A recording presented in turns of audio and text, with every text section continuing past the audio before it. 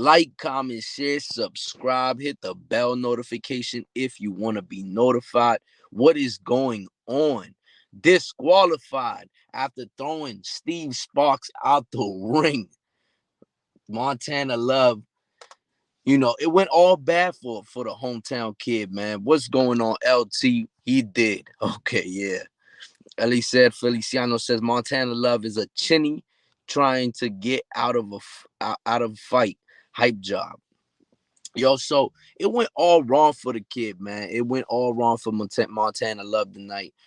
Obviously in the second round, he gets caught with a big shot and gets dropped by Steve Spark, and obviously Steve Spark is a guy who's known for knocking people out. Probably doesn't have the best footwork, doesn't have the best technique, but his thing is that he goes and makes the fight dirty, you know, and that's how you neutralize fighters like that. Exactly how Steve Sparks' game plan was to be a dirty fighter inside of that ring and smother um, Montana Love any way to get the W, and obviously great things happened from it. He threw Montana Love's game plan off rhythm. At first you seen a Montana Love that was inside of the ring, starting from the beginning bell. He was talking to his coach, you know what I'm saying? He was boasting and bragging. Um, and in the second round, he's talking. I don't know if it was to himself, to his coaches, or what. He's looking for the shot. He was talking about, I'm looking for the shot, got the shot, or whatever, this and that. Obviously he kept catching Steve Spark, you know what I mean, with some good shots. He was countering really well. But ultimately Steve Spark was just too much. He comes with with a big right hand that lands for him and drops Montana Love, in the second round. After that, you see a fight where Montana Love is pretty much in control of the fight. He has the speed, he has the footwork. He's countering very well. Um, and he's not in too much trouble with Steve Spark. Steve Spark then gets like a 10 combination in there and starts going off on Montana Love, right? We seen that. I believe that was like the fourth or fifth round, you know, and he starts becoming a more dirtier fighter, which helped him because ultimately what happened in the sixth round was a headbutt that came in. We know that when southpaws fight orthodox fighters, ultimately there might be a headbutt. And especially when two fighters are trying to throw power punches, they're going in trying to throw power punches. Usually those headbutts do happen, and they tend to happen when southpaws fight orthodox fighters, when orthodox fighters fight southpaw fighters. But what happened there was Montana Love obviously had a cut over his left eye, and he goes over, gets checked by the medical doctor, right? And I don't know what, maybe the coach told him, Steve Spark, when he gets out of there, go straight at him with everything you got. And the game plan worked. You know what I'm saying? He went right at Montana Love and went straight at him and started just going and unleashing combinations um at Montana Love, and he obviously got into Montana Love's head ultimately. And Montana Love's pushes Steve Sparks all the way to the ropes, and he obviously didn't stop. He pushed them all the way out. Luckily, Steve Spark landed on his feet. You know what I'm saying? He didn't get injured from it. You know,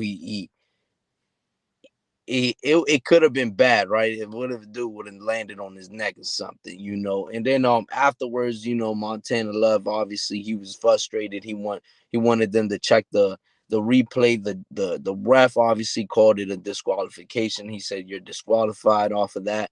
But he was like, nah, I didn't even push him out the ring. But if you look at the highlight, you clearly see him not stopping. You know what I'm saying? He just kept going, and obviously, ultimately, Um, I mean, the disqualification was gonna come, you know.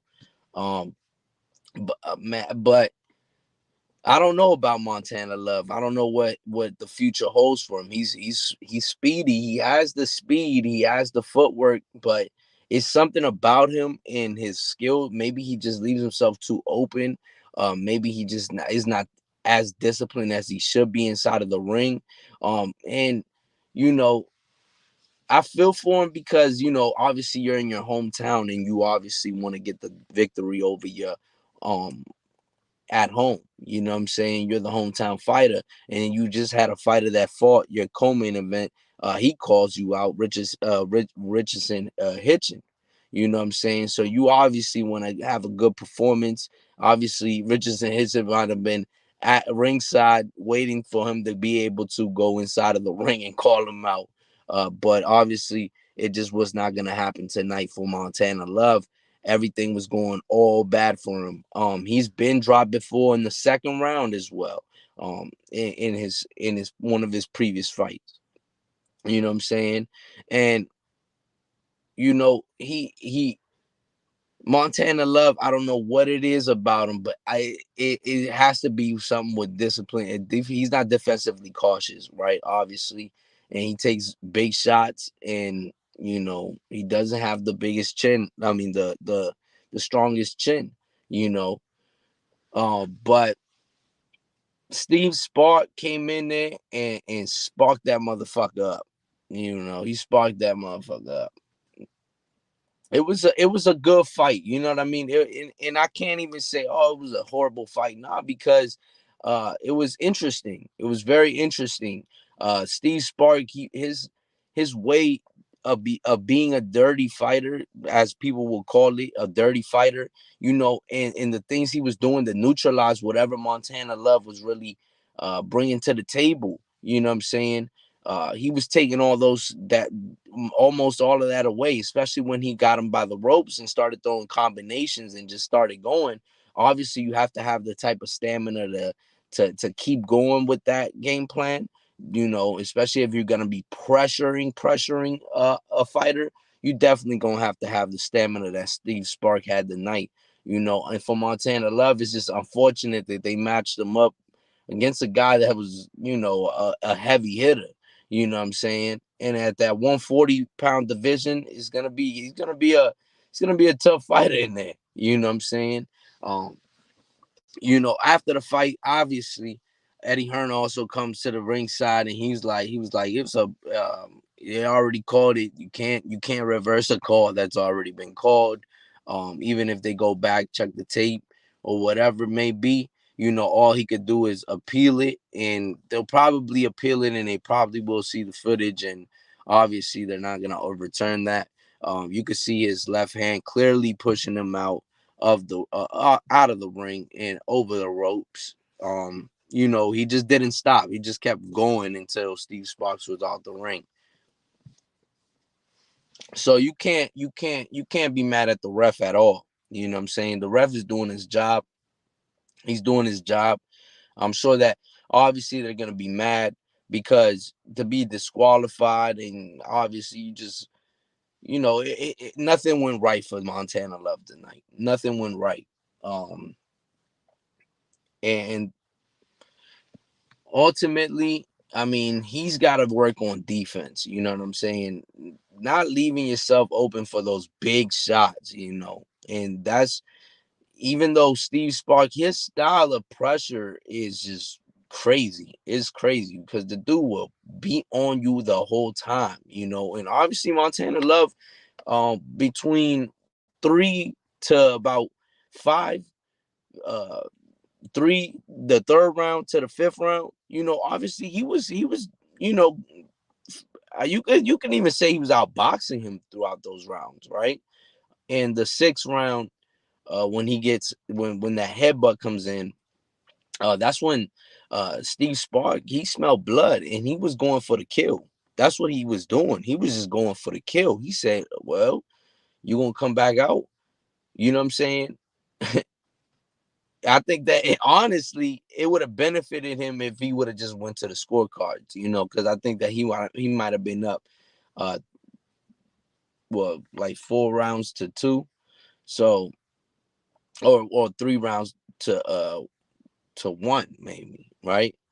But I think that it would have benefited him if he wouldn't went to the scorecards, to be honest. It just wouldn't he would have been good. I think that he would have won that fight. But he said he wanted to continue fighting, obviously, and the medical doctor was like, well, we'll take a look at it. We'll keep an eye on it for a minute. And then once he went back to fighting, it was all done because Steve Spark had different plans. He said he was gonna fight. He was just gonna go straight at him and throw all the combinations in the book. You know what I'm saying? And that's exactly what he did. And then I guess he's clinching, but he has Montana Love's head down, and I guess it frustrated Montana Love, and Montana Love just pushes him all the way to the ring and then stop. He throws him over the ropes.